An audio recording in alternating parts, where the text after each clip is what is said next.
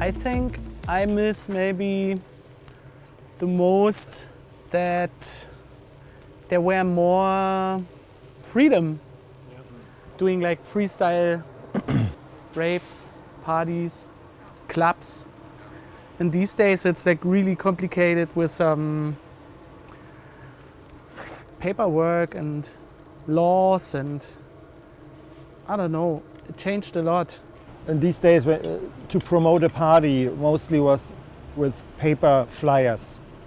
With good luck, you had an announcement on the local radio stations. I miss in general the fact that you were not connected to a social media, that the kids today have a different way of educate themselves about subculture and music and club culture and drugs. 1989 to 1991, we went to parties, but more to discotheques, to the disco.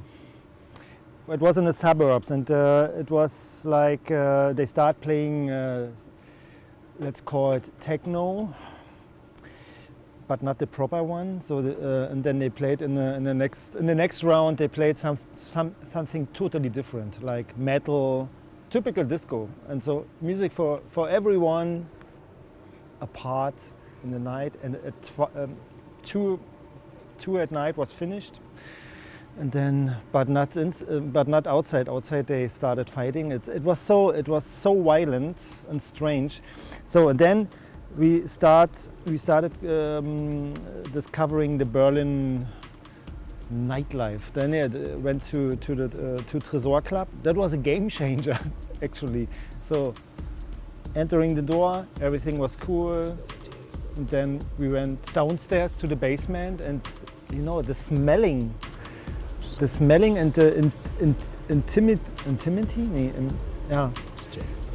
So there was the DJ booth was on the side, was not important. And then there was no light, there was only fog or strobe. Was so new, everything was new.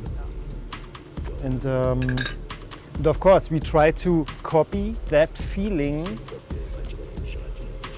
to the suburbs where we are from, to find a basement and have this typical basement feeling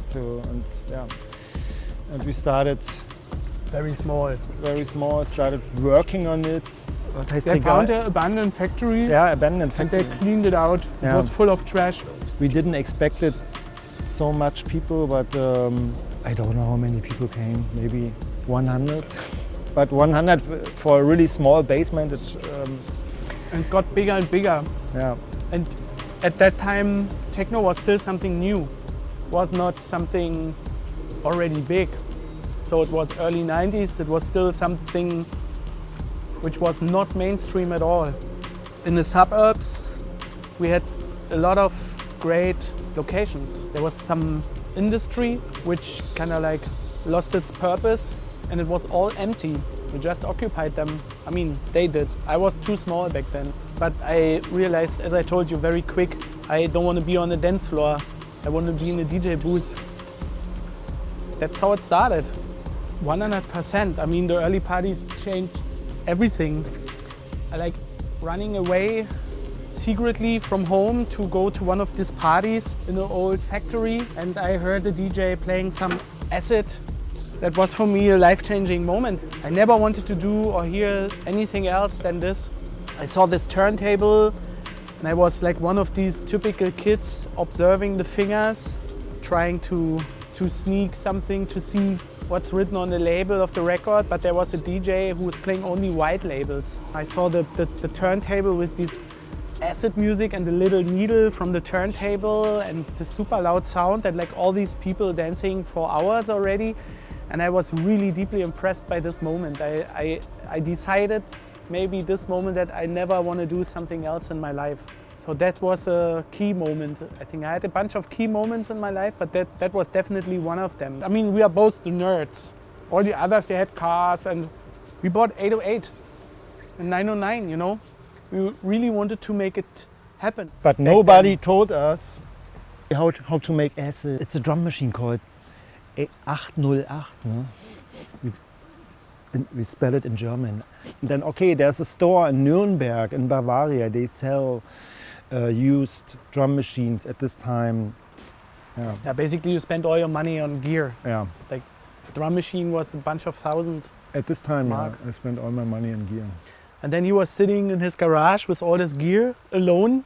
And I showed up for some reason because I heard he is not just a DJ, he has also the gear. And then we started jamming and never stopped since then. I think it's trust, basically, like really deep trust and knowing someone for such a long time. There's so much happening in our lives, yeah, so it was never boring. So when we started, it was always traveling the world everywhere. It's kind of like cool family we choose. We don't have to explain too much about music. I mean, we do, of course, because we know better. Yeah, I know better, he knows better. And we respect each other for what we do and like different music. And so he's more into sound design and arty stuff. I'm pretty much into dance floor and still trying to figure out. Trying to find overlapping moments from both words. Yeah. You want to eat something?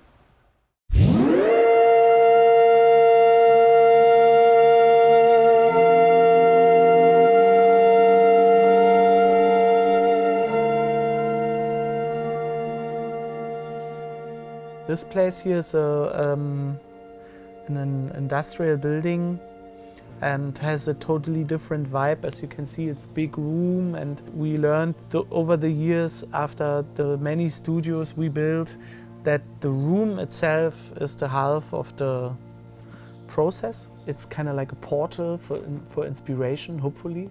But you can open a portal to the inspiration sources of the gods, of the techno gods and the dancehall gods, and from everywhere from the universe. That's the studio we deserved after all these years in studios full of empty beer bottles and overloaded ash trees.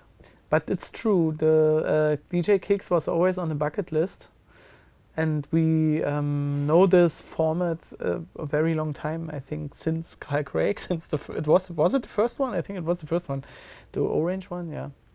And we never made one for some reason. And now I'm happy and proud how harmonic the process was. It's a process. It's not it's a half planned because of all the tracks, of the selection. And then some happy accidents are. And Shari's music taste is super weird. So he's listening to music which is basically not listenable. He likes sound effects who fake noise cancellation mistake. You know, when you have noise cancellation headphones and someone smashes the door, you have this super bassy whoop moments. He's kind of like the ambient noise IDM sound design music end game boss. I also like converting MP3 to MP3 to MP3 in the lowest resolution, which is what's really nice. It's overmodulated. Yeah, so this is sometimes not easy for someone like me, who is basically pretty much a DJ inside. In this, I have this in my DNA. I saw myself in charge not to make it not too weird, you know. So I tried to control this chaos a little bit. I think in the end I used a field recording I made in Kingston, Jamaica, when I was there last year to record music with the Kitschkrieg guys. And I was sitting in the studio because there was a dancehall crew of like 6 or 7 young Kingston MCs. They were still awake from last night, and they've been to, that was the day when Vibes Cartel got released from jail, and Vibes Cartel went straight to a club, rented the whole club, like drinks were for free for everyone, and these guys were performing that night. And I was really impressed by that and just recorded what this conversation they had. I used a part of it for the mix, so I sent it to the Kitschkrieg guys and asked them, can we put that on the mix, or are we getting into trouble using it? We thought when we go to the studio we put the mix together and then we see what's missing and then we make the track for the missing parts. And then we found the tracks on our hard drive. So this mega was waiting and to be finished, and used it for the mix. It has this kind of like James Holden / Modeselektor Moderat track, whatever in between. Sometimes it's a pain. So. And okay, you remember that pain? Yeah, I remember that pain, but it's not a bad pain. It's like it's a challenge. Put this track beside, and then let's see, and then okay, after 2 months there's no space anymore for this track, and then okay, it's somewhere on a hard drive, and years later you forgot about it already. And then you have the moment what Gernot talking about. So this January 2025, the track appears again. It's a second chance. Yeah, it's really nice. And I see always cowboys riding in the desert in slow motion in the break, because it's kind of like Ennio Morricone, whatever. This is the typical relationship you have with your tracks and or with your mix. You have pictures and feelings. There was a party on a yard, and it was a concrete yard, and then with semi-fast, so techno, so 145 BPM, and then I was riding, and then so crazy, and it was really warm outside in September, and then I went to the studio, and I was inspired by the situation, and then they started, okay. I made the construct, the first line. In the same moment, I had a book in my bag. It was a poem about birds. I took this inspiration from this 4-line poem. Took a microphone and I screamed, I screamed the lyrics before I left the studio. And then next or 2 days later, I played to Gernot, and then so, what's going on? And then he made an edit arrangements and some moving. So it's less weird. Less weird. You always go back in an archive, and you can record on your phone some audio field recordings, and you will find a little second you can use for building a drum or something else. Yeah, same with photos. I think you are a collector. I'm a collector, yeah. Collect sounds and you collect pictures. For example, a record collection is a memory too. So when you listen to a record you bought like a long time ago, you got it from someone or you played it very often, then all the memory comes back. We have a good time and we have a good life, and we just try to collect as many memories as possible. I think a mix should entertain you